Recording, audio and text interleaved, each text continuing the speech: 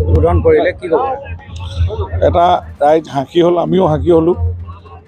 মৰাণত আজি প্ৰধানমন্ত্ৰী নৰেন্দ্ৰ মোদী ডাঙৰীয়াই যুদ্ধ বিমান যেনেকৈ অৱতাৰণা কৰিলে, ইয়াতে ইমান সুন্দৰকৈ কাৰ্যসূচী সমাপ্ত হ'ল।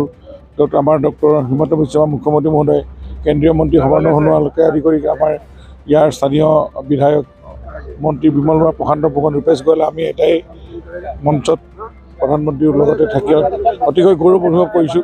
আৰু এনেকুৱা এটা সুন্দৰ মুহূৰ্ত আজি ঐতিহাসিক ক্ষণত আমি সাক্ষী হ'বলৈ পালোঁ। যুদ্ধৰ বিমান ৰাফেলৰ দৰে ইয়াত কেনেধৰণে অৱতাৰণা হয়, ইমান ৰাইজৰ সমাগমত আজি ৰাইজে প্ৰত্যক্ষ কৰিব পাৰিলে নিজেই কাষতেই।